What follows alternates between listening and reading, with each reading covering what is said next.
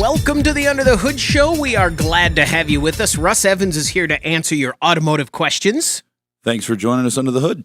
Shannon Nordstrom is not here to answer your automotive questions. He's in Las Vegas. He's at the SEMA show. Yeah. I saw some pictures that he posted. Those are cool. We should go back there. I like that place. Yeah. 866-594-4150. I'm Chris Carter here to answer your calls. We've got one less person, so that's 33% more space for your phone calls. 866-594-4150. 33. Well, and it's him, so it's more like 50% more room. 62. Yeah, there's plenty. Let's get right to some calls that are coming in and talk to John in Illinois. John, you're on the Under the Hood Show. What can we do for you? I was listening to the show last week, and Russ was talking about antifreeze making a difference on a motor. Yes. I started as a mechanic in 77. 86, we had a 76 Cadillac. It was the first computerized Fuel car injection. I'd ever worked on. Yeah, the throttle body. Fuel injection. Nice car. And it was a 76, was working on an 86 that had less than 25,000 miles. An attorney walked to work, and we'd put plugs in it. It'd run about 100 miles, and sometimes we had to pull it in, flooding out. We went on to put this for 3 months. We ended up going to one of these computer classes at night and asked the guy about what could be wrong with it. He said, change the antifreeze. I said, no, can't be. What would the antifreeze be? We went back, changed the antifreeze, and it drove like a new car. It's saying it's cold all the time. So antifreeze makes a huge difference. Yeah, it can. There's those first year, that first Eldorado with that throttle body fuel injection, that became the fuel injection. They developed it in I think 71, so it is pretty old, but they used it in 76 in that first production car, and that's the same throttle body they ran all the way up to 95, 94, 95 in the Chevy trucks and stuff. So it was used in everything. It's pretty good. If I remember right, I think in the half-ton trucks went to that throttle body in 86. Yeah, they started putting it on the 87 Chevy, like the Silverado trucks, and then they ran it all the way up through the newer body style after that. Now we're way past that. But the reason I called, I'm wanting to buy a different Ram truck. Okay. I've got an 2013, and I really like it. And I think I'm wanting to stay away from ADAS and all the. I know I don't want air suspension. What year and what would you recommend? Well, they've all been pretty good. You're going to have the automatic cylinder shut down on the newer trucks, but we don't have a lot of problems with those. It depends on what package was purchased on the truck. Like some of the big horns have the collision avoidance and all that, so you're just going to have to look and see what features were on there. But the 14 through the collision avoidance, didn't it start in 19? I'm not sure if it was 19 or if it was 18 on the early body style for 18 before, as they were switching over. But you can look and just see if that whatever you're buying has it on there. But that 14 through 17, 18 is a pretty good model. We have a lot of customers with those, and they really like them. I have a question about that. When, like in my car, can I turn that? I've said this before. I have all the new stuff on it, and I worry that I'm going to hit a raccoon and it's going to misalign something. Can I just go in and turn everything off? No. Okay. It's stuck. It's a federally mandated system now, safety system. So once it's there, it's got to be. You put a windshield in that car, they've got to realign the camera. If you hit something in the front and it hits a camera, you've got to realign it. So but it's become normal now. Body shops have the equipment. Yeah. Glass shops have the equipment, where just a few years ago they didn't, because there was not a big aftermarket support system to help people program these cars. There is now. A lot of the 19s have the 48-volt battery That's for and have the alternator the assist. start. Yep, start, Is stop, and that, it's no, assist, boost assist. but it is, if it has the 48-volt battery, it has the start stop. Right, and it's got the e assist on it, the electric boost. Some of them don't. I don't think. No, you can. Well, on the truck like that, where you've got the truck, if it's got stop start, it'll say right on the hood. It'll say assist. E-torque. Yeah. Yeah. So, but you think probably anything? That's kind of what I was looking at before 19. And seems like there's a lot of 19s on the market. Oh, there's quite a few. There's quite a few vehicles out there right now. They're expensive, but there's quite a few vehicles out there. John, thanks very much for the call. Good luck. 866-594-4150. It is interesting how just as stuff just gets a little bit older and you start to get used to it, everybody gets used to it, for better or for worse, you start to kind of change what your must-haves and your must-have-nots. Yeah, and become. things that, if we went back 4 years, things that you definitely didn't want or things that you did want, now that it's several years later, you change your mind and say, oh, that's normal. Everybody has it. I'll take that. Yeah, Where you didn't want it at all, and now you're like, oh, that's normal. Like a Prius. A hybrid. I didn't want a hybrid yeah. at all, and now, oh, it's a hybrid? I didn't even know that. Oh, well, it doesn't matter. It Whatever. doesn't matter, yeah. You just get it because you don't hear about people putting batteries in their hybrid very often unless they're older, very older. 866-594-4150. Let's talk to Craig in Nebraska. Craig, you're on the Under the Hood Show. What can we do for you?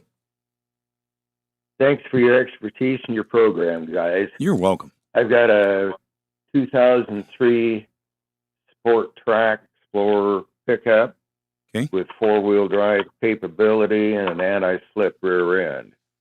But the other day I went to put air in the tires and discovered that the passenger rear had grease all over the inside and the outside of the rim. Sure. So wheel bearing, what a axle seal. Any experience with this? Okay, I'm thinking, 03 Sport Trac. That one does have a solid rear end, right, all the way across? I suppose. I know it's anti-slip rear end. I know that. So there's a lot of these vehicles when they in the Explorer and the Sport Trac. That's where I'm getting confused. The Explorer doesn't have a solid rear end. It has a center carrier, and then it has a shaft coming out. So there's no way you're going to get any grease out there. It's going to be coming from your brakes, from your caliper, leaking brake fluid. That's what you'd be seeing. I was thinking the Sport Trac had the same thing, but the Sport Trac actually might have with the pickup box, it might actually have a solid rear end under the back of it. Shannon would know right away, but on that one, we just don't see failures in them that often, so it wouldn't be. So either way, we can help you, because if you've got a rear end back there all the way across on any vehicle at all, and you see oil there, and I mean rear end by one that has two tubes coming all the way out, not two separate axle shafts or drive shafts, on each wheel, inspect the brakes and see if we look for fluid loss first. If I look under the hood and I see I've got a half a bottle of brake fluid, I know it's probably brake fluid leaking back there. If that is completely full, then I haven't added any in a while, then I know that it's probably not brakes and the pedal's still solid. It's probably in that unit in the back in the axle. And now the axles themselves will get a groove worn into them, and the seal will go bad and they'll start to leak. You can't just put a seal on it, because the seal will leak because of the groove. You need to replace the axle shaft and the seal together as a pair. Now, our partner over at Dorman Products sells what they call a pre-pressed axle assembly. Their pre-pressed axle assemblies are made that way because they know it's very difficult for people at home to change these axles themselves, because it requires pressing on a bearing. You have to buy a whole axle that's got a bearing on it, or you have to take your axle out, take it to a machine shop or a shop that has the capability, press your old bearing off, press a new bearing on. It's a lot of work. So you can buy a whole assembly that comes with a seal. Everything's in the box ready to go. So you get an axle, a seal, all of it, and you just drop the whole thing in. My guess on yours is that you have an axle seal leaking. The more I think about it here, I'm thinking you probably have an axle seal leaking on that on that end of it. And that's where the fluid's coming from. And you could tell the difference between axle grease and brake fluid really quickly because Like axle taste. grease is like, yeah, you taste it, but it smells really Yeah, pungent and it's thick. Yeah, this was thick black stuff. Yeah, so. that's going to be axle grease. Does that help you out there, Craig?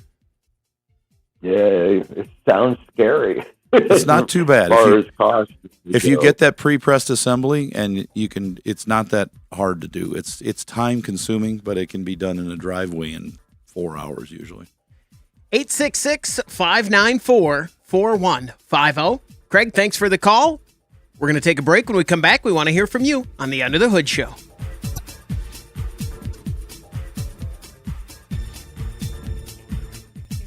Eight 866-594-4150. Let's talk to John. You're on the Under the Hood Show. John, what can we do for you?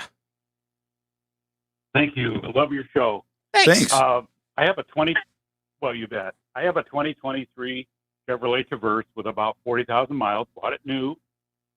And every time the service, changed the oil, anytime it has required regular service, I take it back to the same dealer that I bought it from. And in June, the car overheated quite badly. And so I took it into the dealer who said, your coolant is gone. You have no coolant. And I'm like, well, I bring it here for service every time the oil change is needed. And you guys top off the fluids, don't you? And they're like hemming and hawing a little bit. And so, Of course. So they filled up the fluid and changed the oil and all that stuff. And then it happened again in September. And so I took it in again and I said, guys, what's going on? I said, where's my coolant going? And they said, well, we'll put some dye in it. And then why don't you come back, in a couple weeks and we'll see kind of where the dye shows up, whether it shows up in the crankcase or whatever. So I haven't gone back to the dealer yet. It was probably October, actually. Later, like October 23rd. I said September, but I was wrong. And so it's time to go back to the dealer now. And I'm thinking, of course, good Lord, did the head crack last June? Is there a head gasket that's shot? But literally, there's no moisture anywhere we park the car, including the garage floor. So It's burning it. this can't be good. Yeah, you got the 4-cylinder in this one, don't you? No, it's got a 6. Okay, you don't have turbo. Okay. Yeah, that's not as likely with those engines, but we have seen a couple of them that have had issues with them where they've overheated because they've had an internal failure and the engines got replaced. If it's not on the ground, to lose that much coolant, let's just say a gallon. If you're not seeing it, if it's that low and it's getting hot, it's got to be low enough that it's burning it in the engine, and they're going to have to fix that because you're still under warranty, aren't you? I should be. Is it 50,000 miles on that? 50,000 miles. 3 or 50,000? I'm pretty sure. You better find out exactly what it is and make sure that's well documented, because if you get 1 mile out of warranty, they're going to deny it unless you've got that proof to back it up and say, this has been doing this the whole time. You've never fixed it. Yeah. And then because you want to protect yourself, because that's quite a bit of cost. You can we do engines in those all the time. We've done them as new as I think 21 and 22, 21 for sure. We've put engines in those that were out of warranty, but they were like around 100,000 miles, 120,000 miles on them, which is more. But those engines just, they were done. They don't know what happened to them, but they came in, no coolant. They'd blown up because they got so hot. It's good that you're noticing that it's getting warm, but they need to find that. They're not going to find anything outside because you'd have a big puddle. Let's say it's a gallon, it's going to be a big puddle. You're going to see it somewhere. Yeah. But they're either going to find dye in the engine oil from the coolant, or they're going to find that it's got exhaust gases in the coolant indicating an internal leak, and they could pull the engine, tear it down. They could take the heads off and inspect those and see if it's a head gasket out or something like that. But in a lot of cases on these, they just that new, they'll replace the engine with another remanufactured engine and send the other one in, just to try to avoid the hassle. Because if they take it apart and fix it and put it back together and it still does it, you got to watch that too. Because sometimes warranties are funny. They'll say, well, we fixed the problem. This is a new problem now and it's out of warranty, so we're not going to cover it. You got to watch out for that one. But you're getting really close. You said 47,000 miles on it? No, it's about 41, I think. Well, you got a little time at 41. I get a lot of people that get really close on warranties and they wait. And I tell them, don't wait. Yeah. Get it in. Because, in our own shop, when we put a used engine in, we offer a year warranty that covers parts and labor with unlimited mileage for the year. The remanufactured parts all have a 3-year, 100,000 mile warranty. And I have had people that will come in at 9 months and there's an issue, and I verified these. I saw the issue, but we weren't able to fix it because it didn't stay there long enough. And then they called me and said, it's doing this again. And I look at it again and I still wasn't able to find it, but I saw it. I know there was an issue. On one of them, it was a cam phaser noise and it was clacking. And I went, it's there, but I can't hear it now. I need to diagnose it. So I made a note of it, and they came in at close to 2 years. So they were well out of their 1-year warranty. But I knew about this problem. I verified it and said, I'm going to take care of you. I don't want you to have a problem. I had another one with the transmission the same way. Now, if they tell me it's doing it and I can't see it, I really have to verify it. I can't just take somebody's word. But in that case where you see it, same way with this dealer. If they see that it was out of coolant, they should verify that, write it down. And our personal opinion is that anyone doing that kind of work should honor it. And in your case, Rod, just to be clear, because you were the guy that's doing it, you were the guy that's a little bit different situation than maybe a dealer where there's 20 guys. So it's not necessarily. They have a food chain there where they have to, the guy at the top has never even seen your vehicle, the one that's going to write the check and allow it to be repaired. Mm-hmm. That's why you need this documentation. Right. With me, I see the car. I know the customer's name. It's pretty personal because I deal with every one, and then my guys in the back are dealing with the hands-on, and I'm doing some of that too.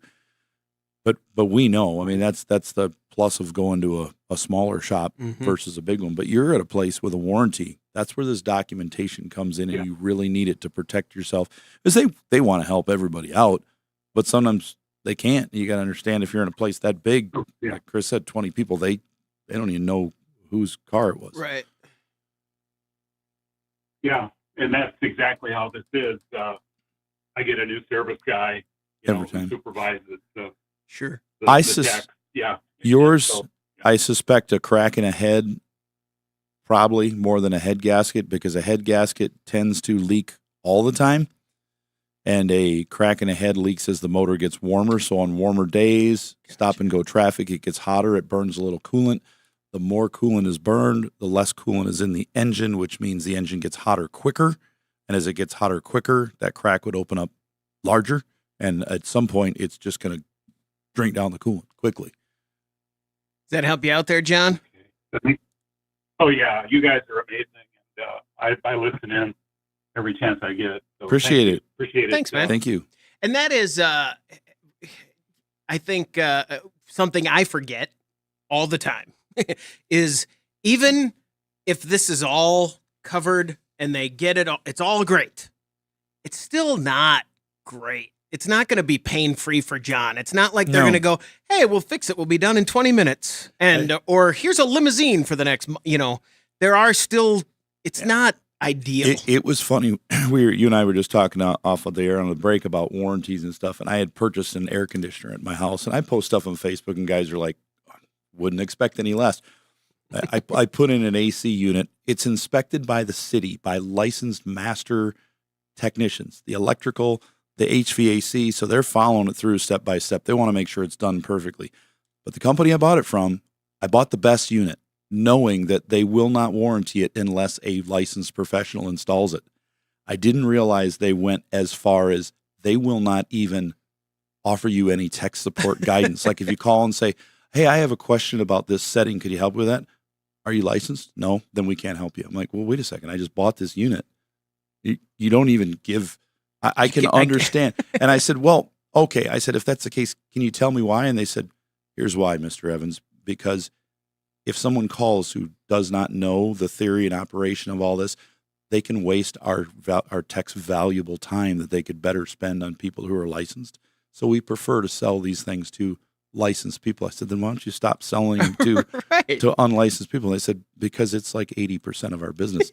I said, then you might want to rethink that first part. Right. And then I was able to figure it out myself. But those warranties, protect yourself, documentation over and over and over. Preferably email, written conversations with the place you're talking to. 866-594-4150.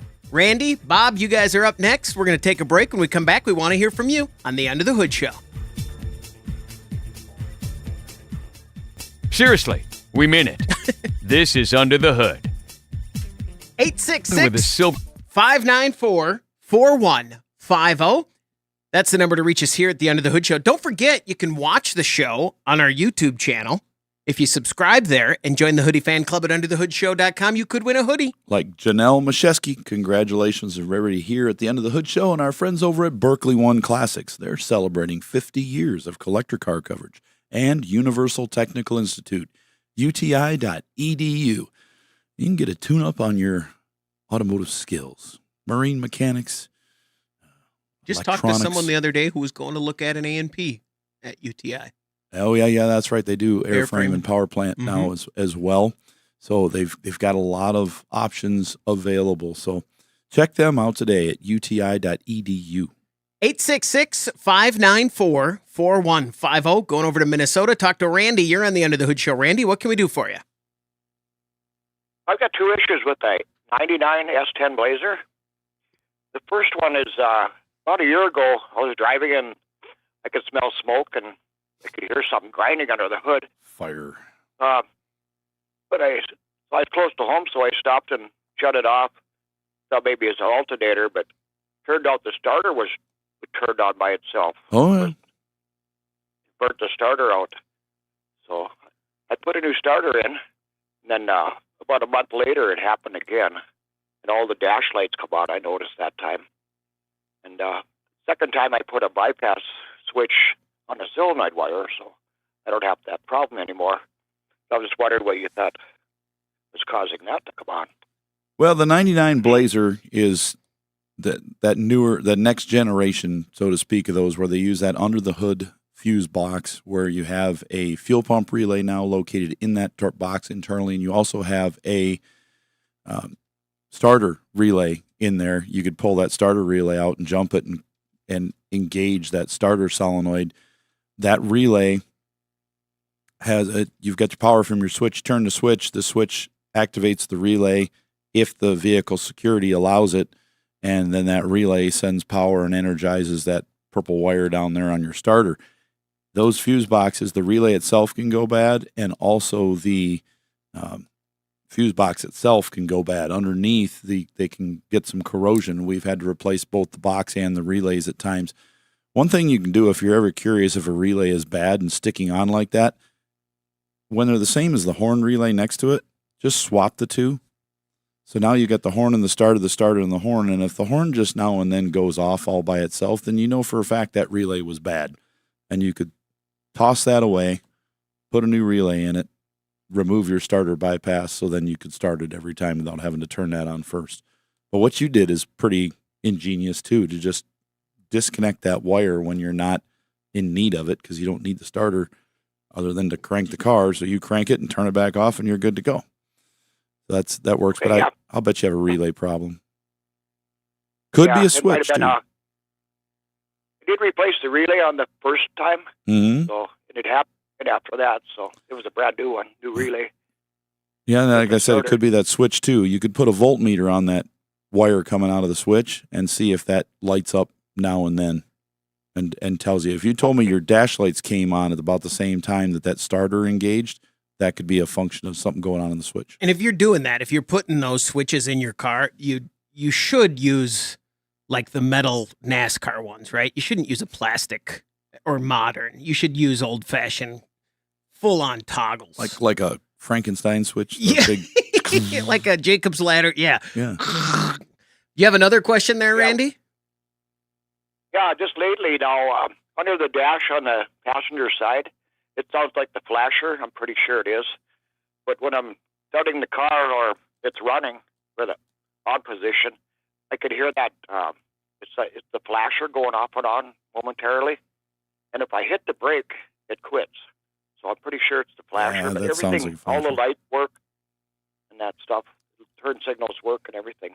They have I wonder what's going on. well, they do have a flasher unit in there for the hazard. It's a combination relay. It's like a little module, and I have seen those do that. They'll do like when you turn your hazards on and you step on the brake and then you see the lights come on and the flasher stops, but it'll do it without anything on. You could have no lights on, but it still has energy going through it, and it's shorted, so it's clicking.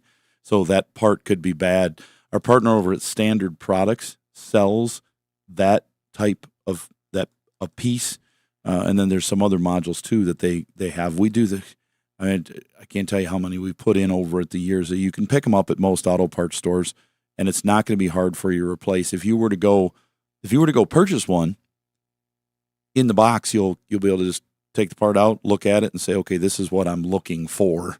So it gives you. It's sometimes if you're looking under a dash and you see 3 or 4 modules, you're like, which one do I need? Well, I just purchased this flasher module, and this is what it looks like. So this is what I'm looking for. It helps, and being that you can listen for it and use your ear as a guide, you can follow it to the location as well and help, and then match it up with that part. But Standard will make a good replacement part for that. Randy, thanks very much for the call. Good luck. 866-594-4150. We got a hello from Vienna on chat. It's the Vienna. It's not Texas. It's not Maine. It's Austria. Austria. He's in Austria. Roger, he said YouTube's got us coming in clear in Austria. So cool. That's good. I wonder what time it is in Austria right now. 6. I think it's 6 hours. I think that's the difference. Let's talk to Bob in Ohio. In Ohio, I think it could be 6 or it could be 5. I'm not sure where in Ohio he is. Bob, what can we do for you? Yep, I'm out of Cleveland, Ohio. Hey, Okay. look, I have a 2012, and a friend of mine's working on it. It's a Tahoe. And Okay. what's happening is when you go to crank it, it starts for a few seconds and then just cut off. Is there anything that y'all ran into that would? And there's no check engine light. Have you looked at the dash for a lock symbol? Is there a key lock symbol on there? That's going to indicate No, I'm not security. Sure if it is or not. Take a look for that, because sometimes Okay. people will overlook it. It's just a little amber symbol that looks like a padlock that's locked. And if it shows that, Okay. it's in security mode, and the vehicle is not letting it start due to security. It'll start and it'll die. It'll start and die. Some of them kill the ignition too, so it won't even give you ignition. But it could be security preventing fuel. Usually, it'll do both. Some people tell you, well, yeah, if it's on, it's not even gonna crank. But you can look on the scanner and see, and if it says fuel allowed, no, but it's allowing spark and allowing it to crank, it'll crank and die over and over like that. That's one option. Some other things that could cause that: Okay. low fuel pressure, or a problem with the fuel pump relay where it's not priming; it just starts and it dies because the pump doesn't continue to run. It just primes it for a second, and then it shuts off. The oil pressure switch keeps the prime there. Once it starts and sees oil pressure, it runs the pump all the time. Mass airflow sensors can be problematic on those as well, and it'll start and die. Sometimes you can unplug it to test it and start it with that sensor unplugged. And if it runs, then you know that sensor's bad. Then you need to clear the codes after you plug it back in if you're just doing testing. Otherwise, you're going to get some false codes there. Okay. So you see an check the oil pressure switch. Oil pressure switch, but you can do that. You can do that quicker by just listening to the fuel pump. Remove the fuel cap, listen to it, and if you hear the pump turn on for a couple seconds and you start it and it starts and dies, but right before it dies, the pump shuts off, then that's when we go in a little further with that. Like I said, oil pressure switch is hard to get to, so that's going to be a little further down the list. I'd be looking closer to fuel pump relay first if it shuts down on me. Are you still there, Bob? No. Yep, I'm here. I'm Okay. here. Yep, I'm writing this stuff down. Okay. So, yep, we got that. Okay. So that give me some direction right there. Okay. Because there is no, like I say, there's no check engine light. That's what Right. throwing the curve. But, okay. So, and those things wouldn't get to a point for a check engine light. Okay. Correct. Okay, Yeah, I because got it those thinks wrote down. thinks it's normal, thinks it's running out of fuel. Yeah, if anybody's ever listening, if you're listening on the radio, especially, we got a lot of great, 250 great stations out there that play it. But if you could either go back and listen to their podcast, or you can go back and watch us on YouTube and search by the subject in our show notes as well, and you can ask questions in the show notes. Did you have another question there, Bob? Oh, yep. I have a 1972 Pontiac Luxury Lemans, which is basically, I think, the same body as a GTO. On the hot days, it runs great. It does everything it should. But after it's been running for a while, if I cut it off, it don't want to start again. It cranks. It just won't start. And I think it's something, I don't know if it's fuel related but it only does it on the real hot days. Yeah, it sounds like it's probably fuel. A lot of those, they would get the heat, and Chris is like, it's fuel, it's vapor locking. Yeah. The fuel line would get hot, and then it would start to boil when you shut the key off, especially if you're using an ethanol blended fuel in it. You're going to have, if it's 10%, it's going to boil off faster. The more alcohol, the more it's going to boil off. Or it's 15, it's going to be really bad. So that can help using a non-oxygenated collector car fuel in it. Unfortunately, sometimes that's more expensive to get it that way. But the other thing you can do is put a fuel pressure regulator right at the carburetor and have it return. You put an electric fuel pump on it further back so that it's void of the heat, and then that pump will run. It will push cool, fresh fuel up to the regulator right in front of the carburetor, and then redirect whatever pressure it does not need, because you're only going to need about a pound or so at the carburetor. It's going to redirect that other fuel back to the return line on the tank. So it's going to keep the fuel cool. It's going to keep it at a higher pressure up to the regulator, which means it can't boil off because it's under pressure, just like a radiator doesn't boil because it's under pressure. Otherwise it would. As pressure increases, the boiling point also goes up. So it keeps it from boiling. And that would fix your problem if you determine it to be fuel. So if you can't start the car, but you give it a little shot of starting fluid and it fires right up, then you know that it's a vapor lock issue, and that fuel system upgrade would fix it. Yep, and that's exactly what I want to give it a little shot of that. It would crank right up. Okay, so it's going to be. I got to do something to stop the vapor locking, and that was, like you say, electric fuel pump. You bet. You can also cool it, pour some water on it, right? There's a spot where you could pour it on the whole line, but then Yeah. you still got to crank it to get fresh fuel up, and it could take a while, and it's a pain. Bob, stay where you are for a second. Mhm. We have to guess on this one. This one is definitely a Berkeley One Classic. Berkeley One Classics, and they can save you a lot of money on your insurance, plus give you better coverage. We've got it on all our cars. So I believe that this car is gold. I'm going to say if it's original. white, or I was thinking cream colored, but I'm going white. Bob, what color is the Le Mans? It's a gold with a black top. There you go. All right. Well, stay on the line. Producer Doug is going to get you a hoodie courtesy of Berkeley One Classics. That was my first thought was like a cream colored, and then I was thinking gold. You took gold. So I'm going to take that one too. We're tied 1-1. That's how I see it. 866-594-4150. Let's talk to Steve in Iowa. You're on the Under the Hood Show. Steve, what can we do for you? My wife's got a 2020 Jeep Wrangler, and You don't sound happy about it. oh, I love it. Okay. That thing's I nickel love and it. diming me. It's What's that? Said that thing's nickel and diming me. Money pit. Ours isn't. Okay, good.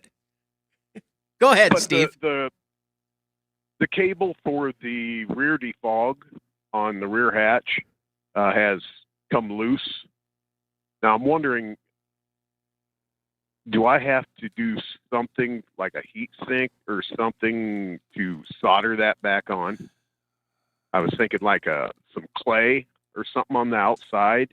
No. So when I solder it, No, you don't want to do that. you'll break the glass. More than likely you're going to break the glass if you try to heat it up. You don't want to do that. Then it'll cost more than a nickel and a dime. Okay. It'll cost you Right. bigger ones. So they make kits. None of our partners make one, but there's some little Chinese kits they make with metallic epoxy glue. And some of them come with a tab. Some of them don't. You can pick those up at pretty much any auto parts store. Tell them I need a rear defogger repair kit. And if you have your original piece, you will wire brush it, sand it until it's shiny clean. Do the same thing with that little spot on the glass. Just make sure you don't get it on the glass itself, but just clean that so you got good metal contact. And you put a drop of, you put this cleaner on there that cleans off the tab and it cleans off the glass, and then don't touch it. And once it's 100% dry, you use 1 drop of this activator glue, which is like putting a mirror tab if you ever replaced your glass, your mirror on your rearview mirror. And it's highly metallic, so that when you press this thing on there and hold it for about 10 seconds, you're going to break the glass before you get that back off. It's stuck pretty good. But that metallic glue makes the contact. And if it's not super clean and doesn't have the right amount of glue on there, resistance will build up and it'll superheat that wire when the defogger's on, and it will shatter the glass too. So you got to do it right. But the fix is like $20 if it does work. And you're like, I'm paying $20 for this glue. It's like, but it's really good glue. Right. Yeah. The dealership soldered it back on after we got the Jeep, but it didn't hold. No, it won't.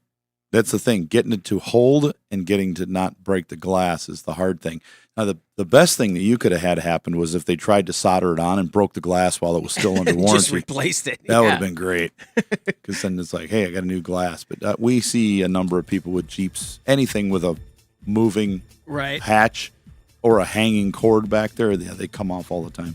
Steve, thanks very much for the call. Good luck. We're going to take a break. When we come back, we want to hear from you. 866-594-4150. Let's go under the hood with the Nordstrom's Motor Medics. 866-594-4150. Let's go to Georgia and talk to Mike. You're on the Under the Hood show. Mike, what can we do for you? I've got a problem. Well, I've got a few problems. First of all, I'm down near Macon, and I just want to let anybody know that's going to buy a used BMW, not to get one that's more than 15 years old, because the dealer will not even repair it. They won't work on it. Good to know. That is common across the United States. I don't know about other countries, but here for sure, if you have a car that is unique to a dealership, BMW, Mercedes, not so much with Chevy and things like that, but a few of them. But if it's a Audi, Volkswagen, Mercedes, ProMaster, or Sprinter, that type of thing. Mercur. Yeah, once it's out of, you're right, they won't work on those. I bet. They're waggy. But they just say, no, we work on the stuff that, because we have less technicians, they say we work on the stuff we know that is under warranty. We do it. Once it's out of warranty, if it's a problematic vehicle that's not making money, it makes sense. Which is the same with other shops. If I bring a Duesenberg to you, you're going to be like, I don't work on those. It's too old. We could, and we have, but not going to. But so what you need to find is a specialty shop. There are lots of shops that have said, how can I make money and not be tramped on by the dealer or general repair shops? Hey, I can work on cars and be a specialist in BMW Z3s. Mm-hmm. So yeah, that's kind of tough. Can't find those down here. I bet. They're there, but they're going to be tricky to find. You're going to have to get on a BMW forum and ask the questions. I live in Macon. Where can I find this? And they'll say right next to the pecan dealer. The problem that I'm actually calling about. Okay. I made a mistake and left my ignition on all night on my car, and it wore the battery down. Yep. And when I went and recharged the battery, the car will not start. Oh. When you recharge this battery, did you disconnect one of the two cables first from the battery before you put the battery charger on it? I don't believe that I did. I don't know. This has been months now that I've been trying to get somebody to fix this car, and nobody can seem to figure out what's wrong with it. I mean, you turn the key, and the accessories all go on, but when you turn it to start, I got nothing. Well, What step did he, one. What did he do? Step one is make sure we've got a brand new, good, fully charged battery in it, and then test it. Make sure it says good. Step two is to plug a scanner into it and see if you can read all the data on the vehicle, and everything looks good. No codes. You're good there. Step three is to go over to the starter then and test it and make sure that there is voltage coming in when you turn the key to crank. If there is, that means your starter just went bad, and that's the lucky thing. The unlucky thing would be that because you connected a battery charger to it without disconnecting the battery first, those cars are hypersensitive to excess voltage, just like Audis and some Volkswagens. I worked at a BMW dealership when the Z3 came out, and I personally saw several of those that they were dead off the truck, brand new. And they, instead of connecting the jump pack, they just said, well, we'll just push it over here. It's a small light car, and connect the charger to it. Well, on a battery that's mostly dead, a battery charger can put out 22 volts on the high side before it starts charging and the battery starts taking a load, and that will destroy components in the electrical system, in the computers and modules. They're very sensitive to that. They have bulletins about those that say never connect to them. So I try to tell people to be careful of that. There are special chargers out there. I have a D400 charger from Optima, and it won't do that. It looks, when you plug it in, it looks at the battery condition first, analyzes it, and then it slowly ramps up and maxes out. It knows that you select 12-volt battery and it stops. But there's a lot of chargers that do not. You just hook them up and they're at full power until the battery comes up. That's the way the old batteries that used to have the gauge on them, and the needle would be pegged out, and then as the battery would charge, it would come closer to zero because it didn't need to put amps in because the battery was matching it. Let's just hope that you just had a starter go out, which can. We've seen a number of starters out on those cars. Is this a manual transmission Z3? Yeah, it's a manual transmission. You could turn the key on and try to push start it because that starter's a little. It's not horrible to access, but instead of chesting that wire, you could have somebody give you a push and put it in second gear and turn the key on first, and then see if it'll fire up. If it does, hey, it's a starter problem, and that can be checked. They'll be able to find that. But if it doesn't, if we've got no crank, you could put a test starter button on there where you hook up to one of the positive of the battery and one of the starter exciter and push the button with it in neutral there and see if it'll crank. If it does, it's not the starter. That would probably be even easier.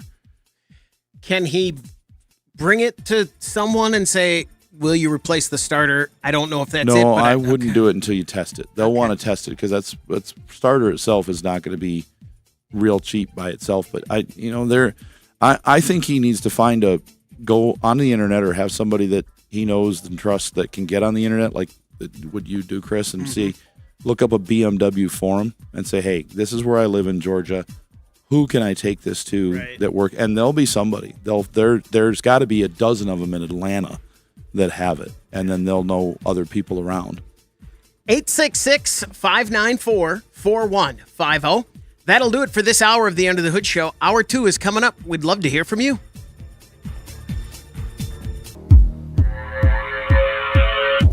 You're listening to the Nordstrom's Under the Hood Show with the Motor Medics, Shannon Nordstrom and Russ the Super Tech Evans. Shannon is an ASE engine and parts specialist, and Russ is an ASE Master Certified Technician with extensive factory drivability training. The Under the Hood Show is heard weekly on this and other great radio stations. With Russ Evans, this is Shannon Nordstrom, thanking you for tuning in to the Nordstrom's Under the Hood Show. Have a great day, and remember, PTLA. The opinions heard on this program, based on the many years of experience of Russ and Shannon, are offered for entertainment value and as a guide to your repair needs. No guarantee to repair or cause is given or implied. Always check with your favorite certified technician and follow all safety procedures before attempting repair. The Nordstrom's Under the Hood Show with the Motor Medics is reproduced and distributed by Prairie House Productions. Have questions for the Motor Medics? Call our 24-hour toll-free number, 866-594-4150. All content of the Under the Hood Show is the property of Nordstrom's Incorporated.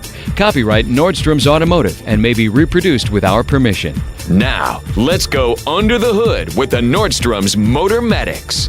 Welcome to the Under the Hood Show. We are glad to have you with us. Russ Evans is here to answer your automotive questions. I'm all tangled up in my headphones, but I'm almost there. Now we're good to go. Welcome to Under the Hood. Shannon Nordstrom is not here today to answer your automotive questions, but I'm here. I'm Chris Carter to answer your calls. Thank you, Lord. 866-594-4150. Hey, I do what I can, and that's the limit of it. I answer the phone and say hi, and then you guys take over. I do what I do. I play my little songs. 866, you got that too? No. Oh, Ray Stevens. 866-594-4150. That's Ray Stevens. Okay. It's what's it? Oh, Haircut. The Haircut song. Don't know it. I only know a few Ray You don't- Stevens. The Streak. The streak. The other thing I realized the other day and didn't know it. Ray Stevens did the theme for the Cannonball Run. Okay. He's That makes sense. He's one of those comedians that's a really good singer as well, but I guess it's a serious thing. You've seen the Cannonball Run at least Sure. one part of it. Yeah, the beginning of it with the Lamborghini chase. Okay. That whole thing. That's him? That's him doing the song. All right. It popped up on YouTube under it said songs by Ray Stevens and Cannonball Run and opening. I went, oh. There you go. And now it makes perfect sense when I listen to it. You never know where we're going on this You show. just never know. Briar Rabbit. 866-594-4150. Let's talk to Alan. You're on the Under the Hood Show. Alan, what can we do for you? Excuse me. 07 Dodge Caliber. I got to replace the power steering pump. Anything there I'm going to run into that is going to make it a problem, or is it pretty easy? It's not too bad, but I think you're going to need as far as bleeding. bleeding is fine. I think you're going to need a puller for that, which is it's cheap. You can pick those up, auto parts stores, Amazon, whatever. Not too bad, but No, actually, does that one come off complete with the bracket? That actually has the pulley. Okay, good. If it comes with a pulley, then you don't need to pull it off. The ones you see without a pulley, a lot of times you're going to need a puller. A pulley puller. Yeah, a pulley puller to pull the pulley. Uh-huh. I didn't want that fun and excitement. No, and if you have the choice about buying one with or without, I'd always buy it with. So you don't want to press that because getting in the right spot. If it's off by a 16th inch, 8th inch, it's going to wear the belt off. So you don't want that. But as far as bleeding, it should not be a problem. You put it on there, you fill it with fluid, and then what we do is we start up the car and run it for a second until we get it as full as we can. Then we turn the wheel all the way to one side to the lock and shut the key off. And we wait until all the bubbles come up out of the fluid and it's clear now. And then we start the car up, we crank it, just not back and forth, we just crank it all the way to the other side to the lock, turn it off, and wait until all the bubbles are out of the fluid. If there's no more bubbles after you turn it the other direction and it's quiet, then you're good, you're done. And some will work their way out as you go, but the major ones are going to be in the beginning. You want to turn it and wait, and with it against the lock, it's going to open up the valve and allow the air to just make its way to the top of the reservoir. That's what you want to do to get it out of there. If there's no air bubbles in there, then it can't suck them back down into the pump when you start it up. That's the trickiest thing. They also make a little suction tool, which is really cool. We've used those a few times in our shop when we've had Like those more ones difficulty. for kids' noses? Yes, exactly. But it's got a cone on it. The cone gets crammed in the top of the nose of the pump, Uh-huh. and then and it puts a vacuum on it, and it pulls the air out. It's a little harder because that fluid is so viscous compared to air that you really got to put a load on it, but it'll pull the air bubbles right out of it, like evacuating an AC system. Pretty cool. I think you can do it. Oh, okay. Now, tires on the ground, off the ground? On the ground. We do it on the ground. Oh, okay. Yeah, you want to put a little load on it as you're turning it. If there's no load, sometimes it'll just bypass. No air will come out. Yeah, that's true. One other thing, 97 Dodge half-ton. I got to bleed the brakes on that. I had to do a rear brake job on it. And, yeah, drove it quite a ways before I could do that, but that's another story. And it's got the rear anti-lock brakes on it. Now, anything I got to watch there as far as bleeding it, start on the far corner and go across, but as far as making sure that light stays off, because I've heard of them not going out. Yeah, you bleed the brakes. Make sure you get them all bled out all the way around, and then check your fluid level. Don't let it get lower than the pickup tube in the master cylinder, the hole in there. And once you get them all bled out, what we like to do is get the vehicle out on some loose dirt, gravel, and accelerate until I'm over like 30, 35 miles an hour, and then hit the brakes so the analog brakes go off and the pump runs a few times. Do that 4, 5, 6 times, and then you could bleed them again just to make sure you get all that air out, unless the pedal feels great. If the pedal feels great and it's got good pedal height and the fluid's good after you've done that with the analog, you're good. If you don't run that analog pump, what can happen sometimes is when it does kick on ice or something the first time, the accumulator may not be charged in it, and it may drop down to a really bad level and not stop the vehicle. So we run them through the test and make sure they operate when we're bleeding those brakes. Okay. Yeah, I can do that where it's sitting now. It's that quartz rock parking area. So that'll do it. That'll be easy enough. Yeah, a lot of these vehicles have automated brake bleed with a scan tool, but if you don't have a scan tool that'll perform that, and sometimes it takes a little higher end one to do that, then you're going to be stuck with the manual way, which is still fine. Just activate it. Yeah, just get hit it the brakes. working. Alan, thanks very much for the call. Good luck. 866-594-4150. Let's talk to Dave in Minnesota. Dave, you're on the End of the Hood Show. What can we do for you?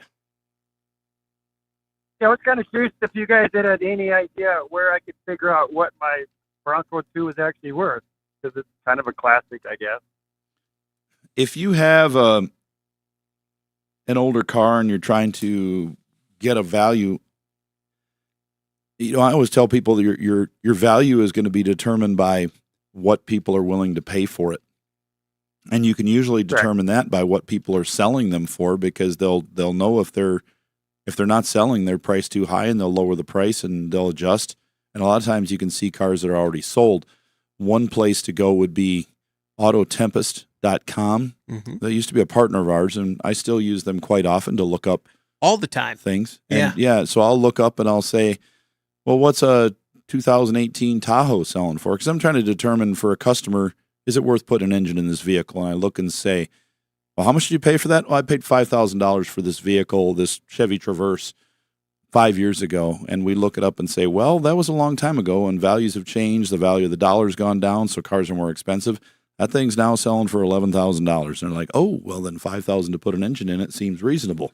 When in the beginning, that's what they paid for it, so they don't want to pay that now. But things have changed in times of cars. But with yours, I would type in at autotempest.com, type in 84 Bronco with bare minimum, because there's features you can add, engine sizes. Those are all going to pop up. I guarantee you they're going to be in the description. But if you put too many descriptors in there, it's going to block your results. Yeah. But by the way they're written by the consumers and dealers putting their cars in there, because a lot of dealers put them up. But that'll give you an idea what they're going for. If you look it up, I guarantee you're going to find some stuff. Is this a Bronco Sport, the small one, or is this a full-size Bronco?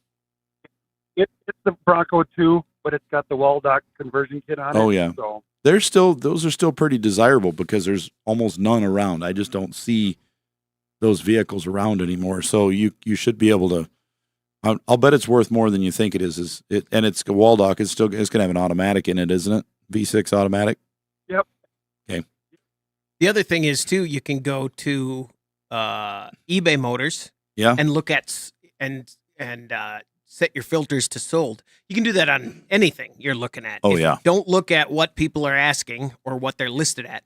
But if you go to the sold section of eBay. Yeah. It'll give you kind of a idea of what people have been buying. And once you get a determination there of what it's worth, if you're keeping this vehicle or if it's just in your possession, our partner over at Berkeley One Classics, this is something that they would specialize in, something they would cover. So you're obviously thinking it's not junk, it's worth something because you've got this classic, it's all together one piece, and they'll insure things. I mean, we don't talk about it as much, but they'll even insure spare parts. They have spare parts coverage for vehicles that people have collectors, and they're like, well, what do I do with this Hemi engine that's spare? Somebody steals it out of my garage. They'll cover that. They'll cover the car. They'll cover this Bronco. I mean, there's all sorts of stuff, and they'll help you too. They'll cover it if you have the Hemi next to the vehicle that it's not in. Right. Or completely disassembled. But if you tell them, hey, I want to insure this Bronco for $50,000, they might say, yeah, let's renegotiate that because we know what these are worth. We can't tell you what yours is worth exactly, but they know what's too high and what's too low. Right. They'll try to help you out with that a little bit too. Dave, thanks very much for the call. 866-594-4150. We're going to take a break. When we come back, we want to hear from you on the Under the Hood Show.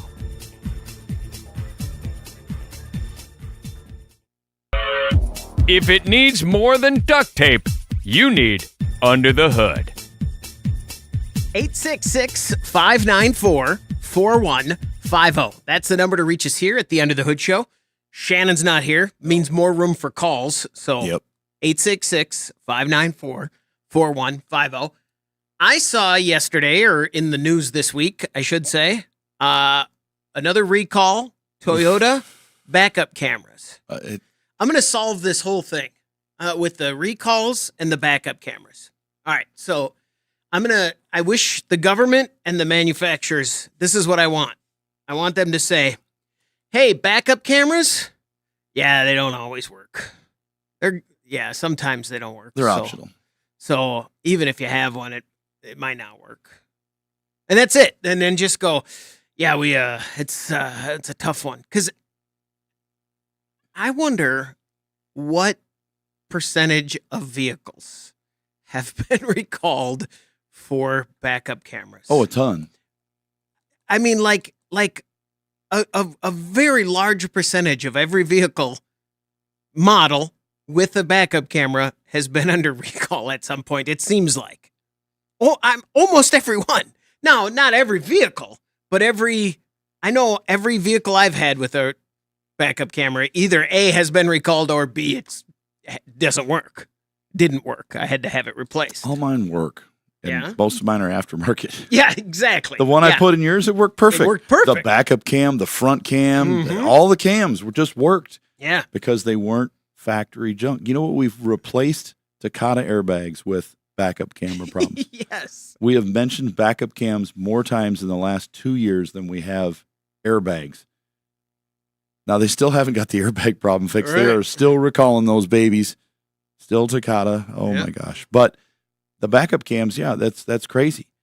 And the manufacturers are being forced to fix these things. Mm-hmm. I think they should just say, we're going to shut them down until we negotiate. And yeah. we never will. We're not going to do it. I talked about it last week. My car, I called and said, hey, the backup camera doesn't work all the time. And they were like, yeah, I know. Yeah. What was the other thing? Ours neither. With the Hondas that they said, was it the start or something? They said, just turn it off because the cars, sometimes they wouldn't start up after you shut up. Okay. They would take a couple times, or you'd have to hit the button to restart it, and they would run rough.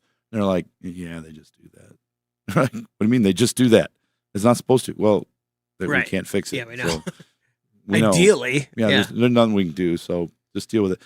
They should allow it to be shut off Permanently. Because I do know people who have auto start stop who just automatically get in their car, they start the car, and they push. Mine has a big button right there. I can turn it off with the push of one button, and it's right there.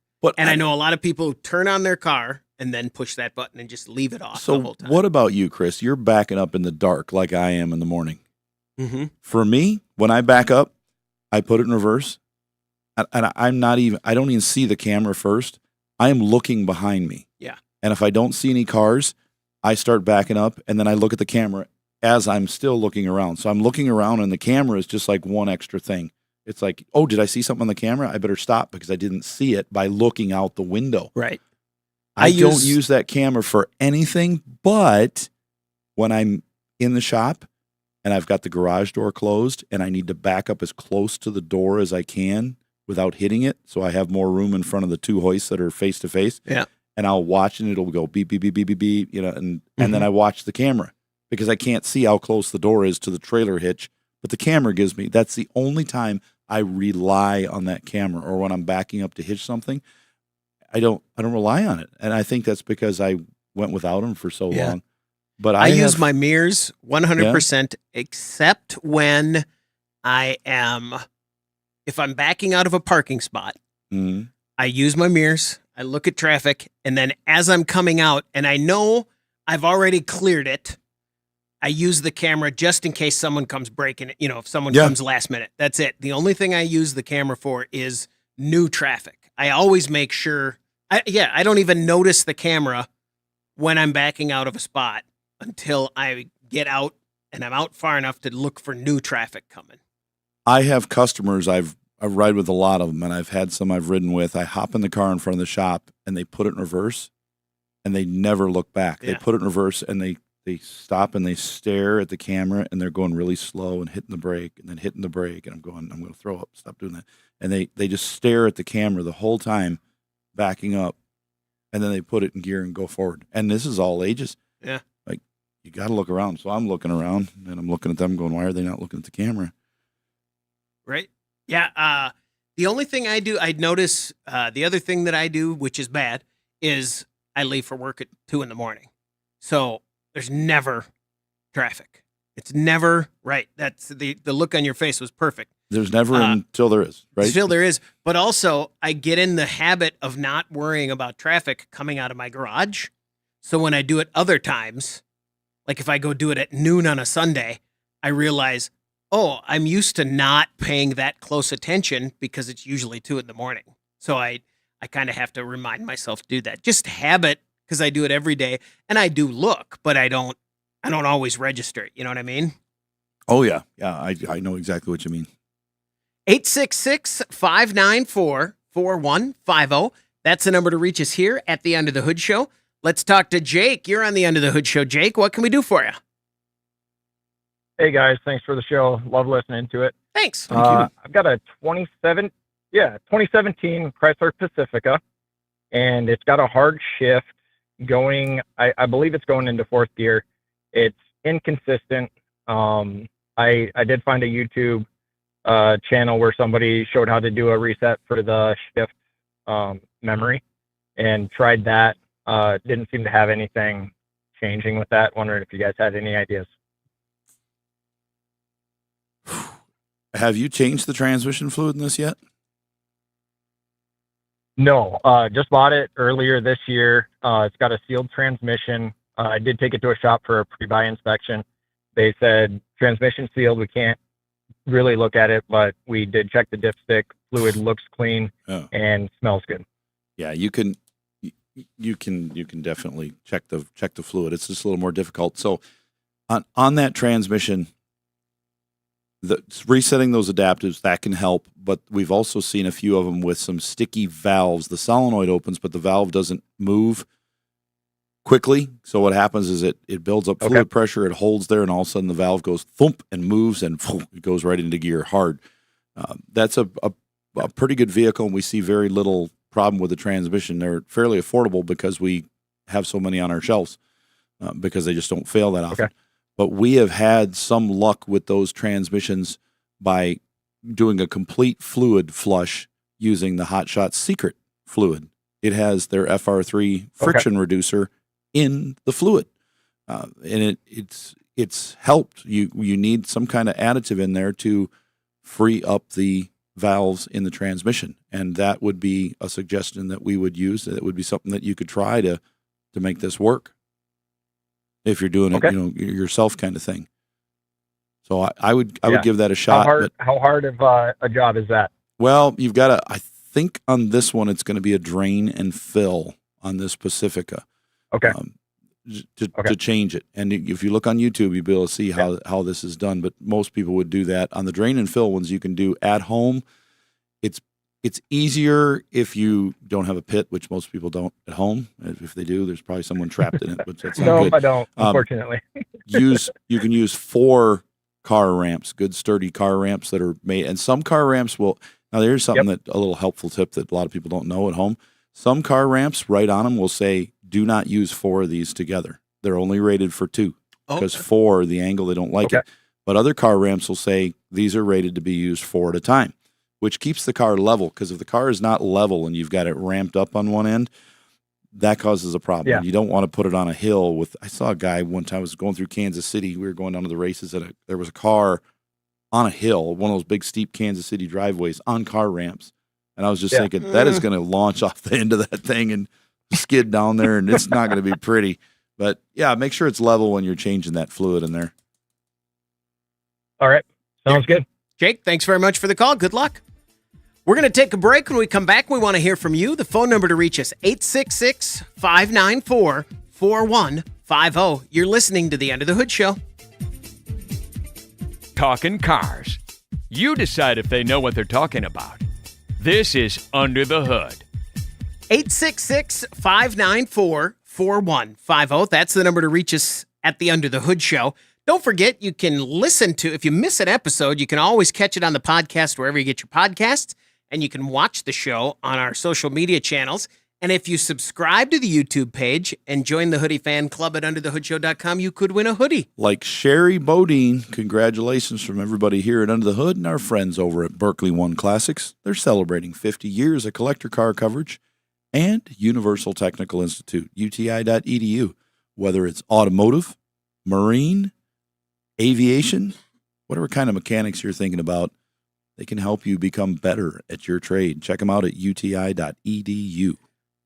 Did I see a thing? I think I saw this next year, 2026, the big 3 U.S. automakers, which I maintain is just the big 2, because I don't, there's some conversation on that. And then you got Tesla now.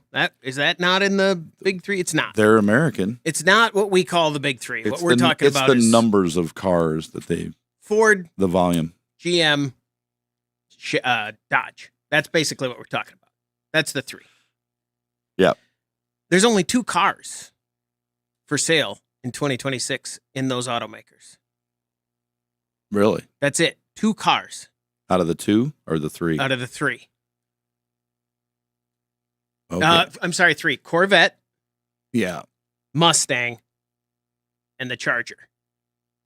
Yeah, so Chevy they're all crossovers, right? Yeah. Other Malibu. Than they're electric, the Bolt. And the Malibu's gone, the Impala's gone, the Camaro's gone.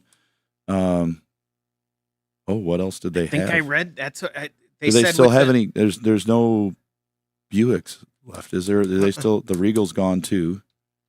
So all they have is like the crossovers, Traverse, Acadia, Traverse. I thought now I could be wrong, but I thought that's what I saw in. You have to check it out. I think you're right, Chris. There are so few cars.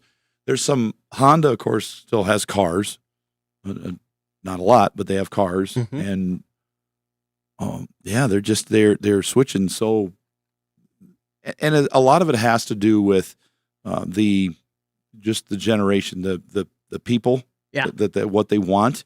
They're wanting different things. It's crazy. I was just talking to somebody I know yesterday, and they were mentioned they happen to own a club, like a nightclub, and they said, hey, we got a problem that this younger generation isn't drinking. They're doing other things, but vaping and things like that. But they said they'd rather vape and drink coffee than buy alcohol, and that's what keeps those places. That supports them, whether you like it or not.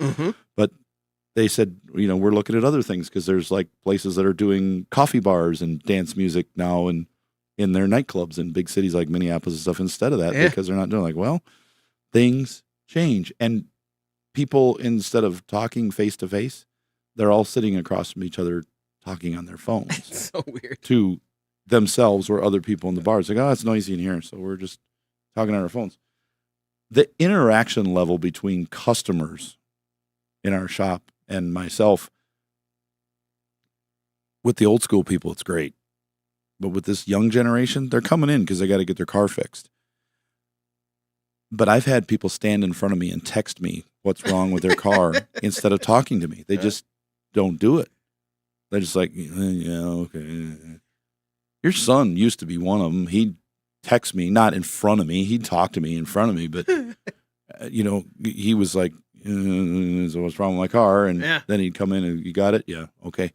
Well, now he's a ball of fire. He won't stop. Yeah. I'm like, but that's great. But I had that. So you see that. And with I'm like, come on. They're Yeah. How crazy is that, Oscar, the difference between him, whatever it was, 5 years ago.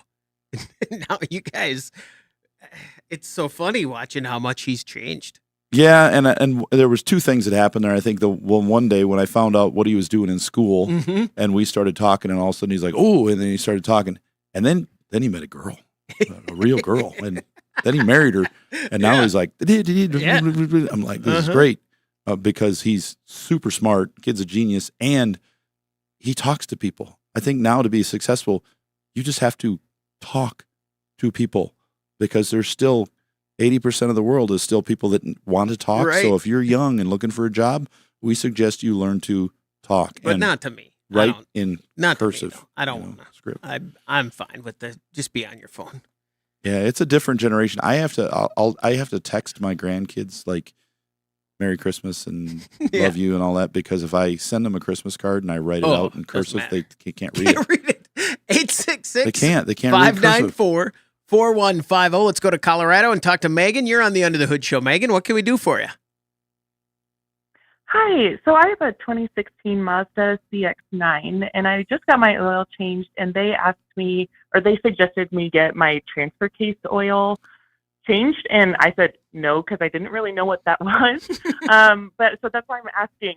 I don't know, like, what is that, and what I don't want to be, as a woman, I don't want to be taken advantage of with other people, and so I just wanted to get more information about what that is and what you recommend. Like, I have 76,000 miles on my car, and it's an all-wheel drive car, and so I was just wondering what that was, and if you guys could give me insight on that. Me and Doug do the same thing, by the way, right? When we bring it somewhere, we're like, oh, no, we're good, and then we text you, Russ, and go, do I need to get this fixed? I do that, and then I go look it up for myself and see if I need it, and then I go somewhere else because I'm too embarrassed to go back to the same place and say, oh, yeah, I decided after looking at YouTube. You do need to change that. It's 10 years old. It needs to be changed. It gets moisture in it. Metal builds up in there from the normal wear of parts, and the heat breaks down things, and it'll turn black and gooey, and you want to change it. There's almost no fluid in that thing. So it doesn't require a lot, but because there's so little in there, it'll disappear as it gets hot and bad. And then you have to put a transfer case in it, and they're not real cheap. And it's a good time to inspect it for leaks, because if they're changing the fluid, they can see if it has a leak in it. Those vehicles aren't near as bad as some of the other ones, like Fords with what they call a PTU, a power transfer unit. It's a transfer case, still transfers the power to the other set of wheels in the rear of the car to move it in the snow and things like that. But they leak, and they hold like a pint of fluid. And when they do leak, they'll burn up really quickly. So we actually sell a remanufactured transfer case with a drain plug in it and a fill plug now, so that it can be maintained, whereas yours can be. It can change that fluid. You can't change some of the fluid in some of these original power transfer units in the Fords, because there's no way to get all the fluid out, even when sometimes they use a straw to pull it out of the bottom, and you just can't get it in because of the angle and the way the plug's made. There's a piece of metal behind it, so they have to come up with a new design with a hole in the bottom. Whose job is that? You send the new guy in to... They're like, yeah, it tastes as bad as it smells, and it's awful. But on yours, I would definitely suggest getting that changed. It's, I don't know, they probably want, a couple $100 at the most to do that, somewhere in there? I think so, yeah. I think they said right around there. And then they also talked about the my rear differential Both fluids of those. and getting those changed. Are those related yes. to each other, or are those just two different things. Oh, okay. Separate units, two different things, but same system. They're part of your all-wheel drive. You need to change that rear fluid and change the transfer case fluid. You don't need to do these like every year or 2 years, but with the miles you have on it, I'm thinking if you got a 16, let's just say it's 10 years old, you've only got 70,000 miles on it. That's not a lot of miles. Even if you have only owned it for 4 or 5 years, you're still pretty low. So you could probably change this fluid now and go another 5 or 6 years before you have to think about doing it again. Does she have to do both right away, or can she? I would do both of them now as to soon as you avoid can? the expense of the part, because that rear end's probably going to cost you $2,200 for a good used one installed, and that transfer case is probably going to be $1,500 installed. So you want to change the fluid, and it's a good time for them to. If you're going to this place and they're talking to you about changing this fluid, they better be looking at the outside of it every time you bring it in for an oil change to tell you, hey, I noticed this has started to leak. I just want to let you know so you can get that fixed. Because if they're just going to change it when it needs to be changed and they completely ignore it while it's leaking, they're not doing you a really good service of maintenance on your car for you. Does that help you out there, Megan? Right. Yes, it does. Thank you guys so much. I love the show. Thanks very much for the call. 866-594-4150. Let's talk to Jack. You're on the Under the Hood show, Jack. What can we do for you? Well, I'm just kind of curious about something, but I think I already know what you're going to say. I got a 69 Torino GT Fastback. I'm rebuilding the motor on it. It's set for quite a while, so I'm just kind of curious if I should have the transmission gone through. Do you know how many miles are on the transmission? I believe there's 84,000. 84 on a 69 Torino is what we consider almost worn out. Those were the days of the 100,000 mile transmission, 100,000 mile engine. That was a lot back then. That was a high mileage car. If this was 1976, that would be considered a high mileage car with getting close to 100. So I would say yes. But the good news is that Torino transmission is much cheaper to rebuild than a 6 or 8 speed or even a 4-speed automatic overdrive. There's not a lot in there. It's that GT's probably got a C6 in it, and that's pretty buildable for a reasonable price. If you look around, you'll find a builder that'll do that.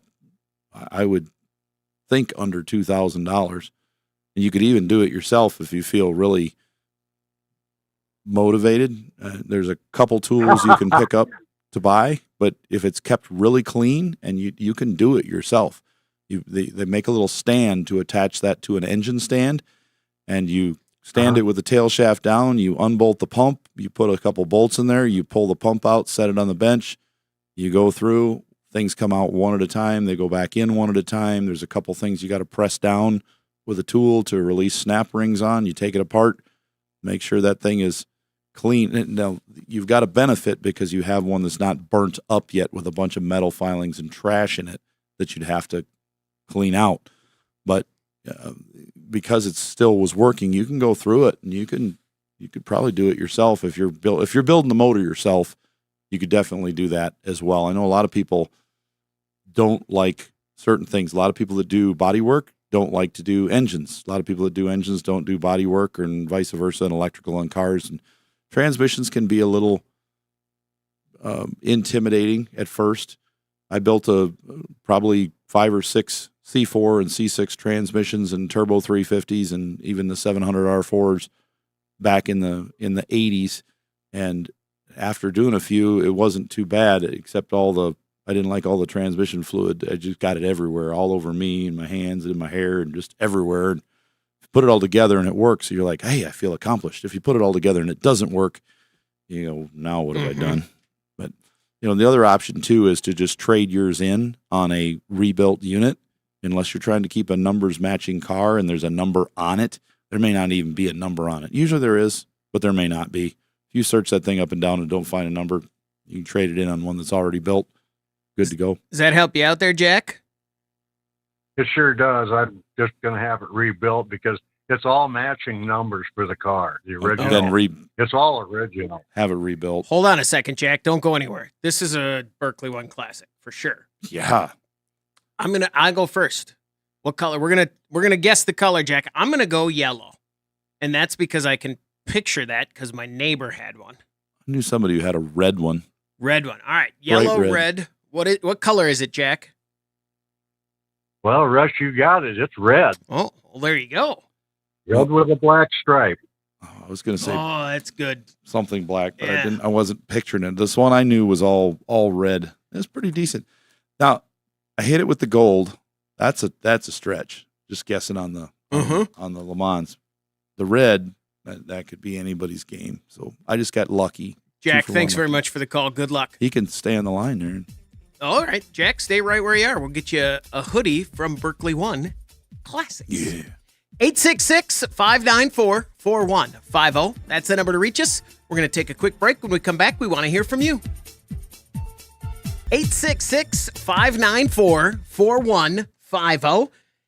Let's go to Las Vegas and talk to Shannon Nordstrom. Shannon, welcome to the Under the Hood Show. Well, good morning, team. How are you guys doing? Fantastic. What tell us about SEMA? What if I say what's new? What stands out for you right now? First thing pops into your head. What is it?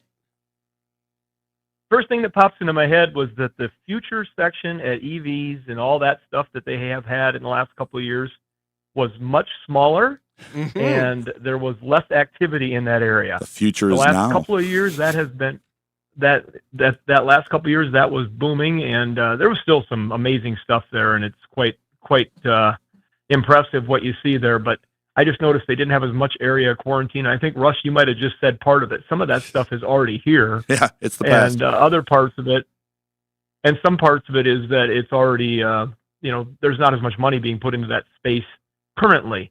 And so some of that is on pause probably, or just not getting pushed as hard, because it doesn't come for free to go to SEMA. So there's a lot of people, I'm sure, that are judging their budgets as they work through whatever time we're in. But no, that was something that jumped out at me right away. And it was not as many cyber trucks getting doctored up on the floor, but the ones that were, oh my goodness, they got some fun stuff for them, like with overlanding campers on the back that square them up and make them look less like a garbage dumpster on the back, and things that were really cool that way. I don't know. There's so much though. It's overwhelming, as you guys know. But it's just hard to figure out what your favorite thing is. But there was no real big trends that I noticed. A few more Scouts.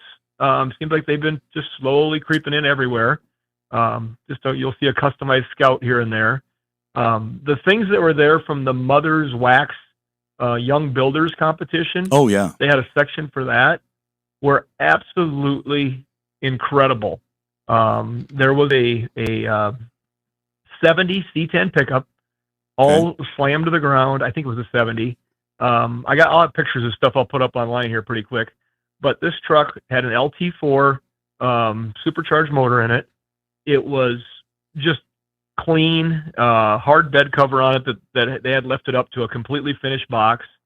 And I didn't notice it until I got around the back and I saw their car show display board in the box that the truck was all-wheel drive. And that really impressed me, the way they had made that truck. And it just reminded me of like the old school. I just couldn't help but think of a Typhoon. Wasn't it the pickup Typhoon, or was it Cyclone? Cyclone that thing truck, had power Typhoon. to burn. Cyclone truck.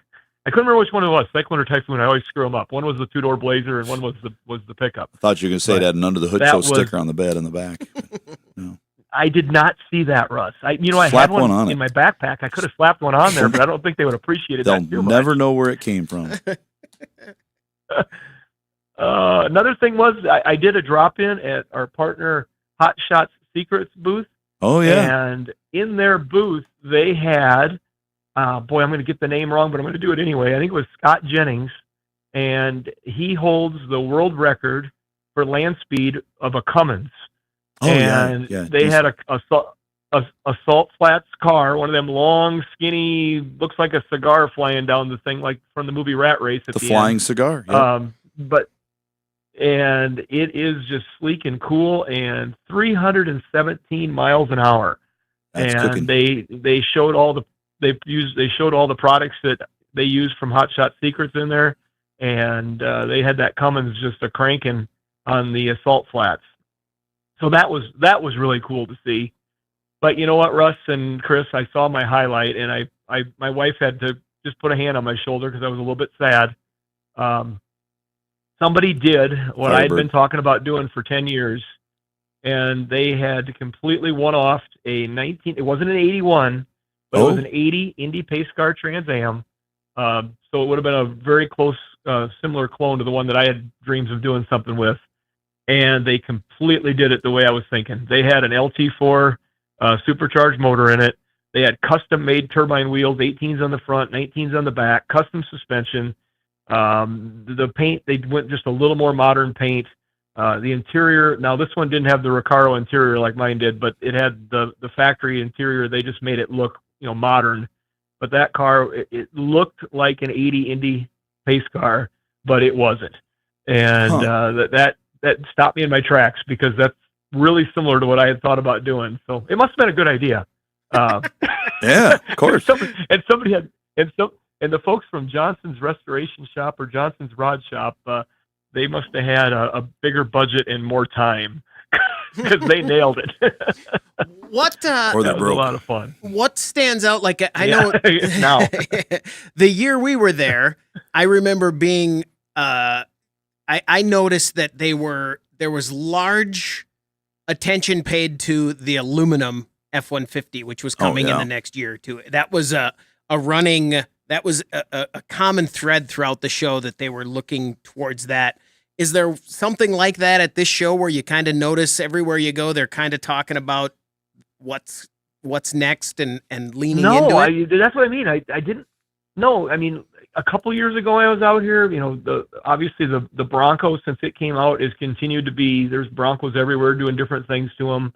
The Jeep are still popular, all the pickups. The truck section just continues to be huge. I think the truck section just continues to be bigger and bigger. It seems like to me every time I come. And so just seeing all the custom trucks, I got to go back to that young builders section when you talk about trucks again. There was a gentleman that had done a 76 Chevy four-wheel drive half-ton, and I got pictures of this I'll post too, but they made it like the Spirit of 76 truck, but in their own version. And it was, they had the light blue theme went to the interior, and the interior was made up to look like the old denim down the center, but it was all kind of a lighter blue fading into white, and that truck was so well done. And I'm over at I'm gawking at that. I'm going to jump back to that Trans Am. I'm standing there gawking it because it did kind of stop me in my tracks. And my wife's taking pictures of me gawking at it. And all of a sudden, I hear Nordstrom, and there's Joey from Sioux Falls. Kyman. And so he stopped me, and we were talking there for a little bit. And he's chatting with a guy from Rapid City that has a restoration shop. But then next to him was a guy from Cody's Interior, and they all had just started talking, or they knew each other in some way between the three of them. And as we talked, I find out that this Cody's Interior, who's out of Utah, I believe it was, he's the one that himself hand did the interior in that 76 Chevy truck. And so I got to ask him about that, and he said that the guy that owned the truck, he said they were trying to figure out exactly how to do it. There's a lot of really light colored leather in there. And so he had sent him a video of him eating Cheetos and working on it. Just because he said he had to find an interior that he could eat Cheetos and it would clean up easy before he would put it in there. And I got a kick out of that, because that is, you just think, Cheetos on your hands, working on a white leather interior. That seems like that would be funny. Who's the most famous person you've seen down there yet? Well, you know what? There's a lot of people lined up for people that I don't know. Fair enough. that happens. And the rest of them are all dead. No, I laughed because I told my wife, I guarantee you that these people that are lined up for these folks, these are all folks that are big on YouTube or have a specialty show that we just don't watch. Yeah. But yet they've got millions of fans. And I'm just old enough that I'm not doing that all the time. Maybe it's because I'm busy enough I'm not doing that all the time. But yeah, that was That's what I noticed. A lot of people lined up for people that I didn't know. But a couple of times I'd lean over and I'd rubberneck to see who it was. And one was a drift. Well, I'd have to Google it. One was a drift guy, famous drift guy. And then another one was one of the guys from Fast. We're up against the clock. I got to cut you off. Just like normal. It's like you're here. That'll do it for the Under the Hood show. Our special correspondent from Las Vegas, Shannon Nordstrom. All right, now we're back. We're on the after show. Welcome to the after show. Okay, so. Oh, it's after. I think the guy that I was just trying to think of was Jesse from Fast and the Furious. What's his name in real life? Jesse. Oh, are you still there, guys? Yeah, we're here. I was like, Jesse. Are you there? Are you still there? Are we here? Can you hear us now? I'm here. I'm here. Okay, yeah. I'm here. Jesse, or Yeah, are you I talking can hear about you Vince? No. Vince? No. I would have known. I would have known who that was. Jesse was the I'd have to brother. send one- He was the brother. Yeah, okay. No, that wouldn't do it for me. Was he the tech guy? No, I think you're was talking he the about computer guy or one of the smart guys. Oh, maybe. All right, let's change subjects instead of listening to you guys try to think. Yeah, get me out of this, please. get me out of this. I'll send you a picture. Tony You guys can Stark. Figure it out. How long Iron before Man. we how long before we start seeing and we were just talking about this on this episode of the show about how there's no more cars. No. American. There's trucks. There's just trucks Crossovers and and trucks. How long before, like, this will sound silly now, but it won't in 10 years. How long before we see things like the new Blazer at SEMA or... Yeah, you see them now. I bet there was 10 of them. Do you see any Blazers? Did you see 10 Blazers? New Blazers, customized? Well, no, I didn't. Wow. like the new Blazer or the EV Blazer. No, or the Hornet. Yet. I mean, anything. I'm going to go back over a little bit today. Any new kind of SUV crossover. I don't think they've made it. I mean, in my noticing, they haven't made it to the aftermarket specialty Just the Broncos. Things. Yes, Broncos, stuff, Jeeps, of course, but we haven't quite gotten off of cars. You still see a little bit of the Subaru stuff, here being customized. Yeah. I mean, that's kind of a thing yet. Give them that rally look. And I did notice that in the Toyota had a huge presence, and I know we had just been to Toyota, but they had a concept Camry, a concept Corolla. Cool. They had a number of cars in their concept area. One thing they had there is they had a hydrogen Tundra. That was kind of cool. They had used some of their Mira chassis, and they had made a hydrogen Tundra, and that was impressive. I stopped and looked at that for a while. But no, going back to the cars, I saw that they had cars in their area, and when we were up in the Mopar booth, they were in another hall. They weren't in the central hall. We saw them late in the day, and they had some of their muscle stuff really getting flexed again. That hadn't been, it wasn't that long ago. They weren't going to do that anymore. Mm-hmm. And they were flexing their muscle this time. It was good to see from the Motorhead side of things. That's for sure. Well, and we haven't talked about this yet. No, I'd say there's, yeah, go ahead. We haven't talked about this yet, but when we were down in Texas at that car show at Toyota, someone had the Charger, the electric Charger. And they were showing off the fake sounds of the electric Charger. Which sounded real. It sounded, am I wrong in thinking that it sounded completely real? Yeah, it was crazy. Like people around us, including you two, not knowing if it was the electric Charger or not. Yes? Yeah, because it came around. I couldn't see the front or back end, just the side. And I heard it, and I said, oh, well, they customized that thing. What'd they do to it? And as it turns around, wait a second, there's no exhaust on that. What? Right. Hey, that's the electric one. It's like, yeah. Pretty impressive on the sound. I mean, the sound was It's got legit. a sound system in it that was, upgradable too. And it's to make people feel like they're gas cool instead of electric cool. It's not at idle, which is off. It was warbling like it was ready to jump out of there. What, I know, all right, every year, I mean, the booths are sometimes outlandish. What's the most outlandish booth that you've seen this year? Like, I think when we were down there last time, the Ford booth was 20 containers with trucks stacked 4 high. Oh, yeah, the outside one. What's the thing that's caught your eye on that side? You know, that's a great question. I've missed a few things because yesterday was our only full day we had at SEMA, so I did not see everything. But from a non-manufacturer standpoint, the folks at Blueprint Engines had a huge display, and they had a Chip Foose Lincoln Continental, big 2-door Continental convertible in there that was slammed down, and it was just awesome. Is it green? But they had a lot. Yeah. Yes. Kind of a greenish color. Yeah. But just a lighter color. Yeah. But it was just the floor space that they were taking up, and then they had their crate engines all the way around the edges. They took a big swing at SEMA this year.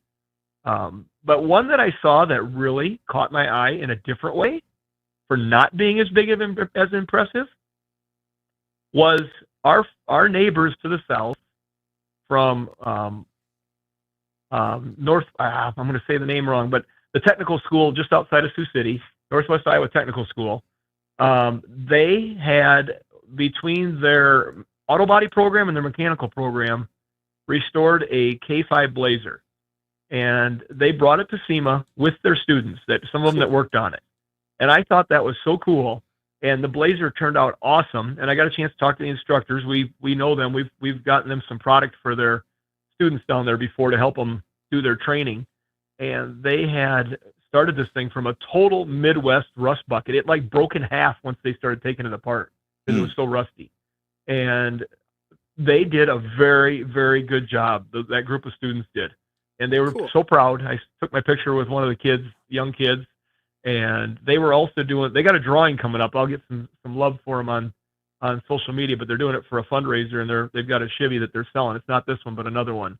But that was impressive. They had spent the money, and they'd raised funds, and they told me what it cost. It wasn't cheap, but they got down there with that K5 Blazer, and they had a 10 by 30 booth, nothing huge. And they were just standing there really proud of what they did and letting people know about the great programs that are available in the Midwest if you want to learn how to do that kind of stuff. I thought that was pretty cool. That is cool. All right. Anything, guys? I gotta run down and meet our representative, Mr. Firestone. We're gonna go do a visit with our partners from Peak. All right. Here at 9:30. All right, hold on. So I got to get rolling to go. Hold meet on him. 1 second. I'm gonna dump you out of you. I'm gonna put you on hold. For producer Doug. Yeah, Doug wants to talk to you. Hold on. All right, he's gone. We're gone. There we go. That's a full update there. We're out of here. Thanks, everybody. If you're here, if you made it this far and you haven't clicked subscribe and like yet, We're trying to get to 10,000 by the end of the year. let's do that. Come on, everybody. Click it. Just do it. Click it, Click it. or ticket.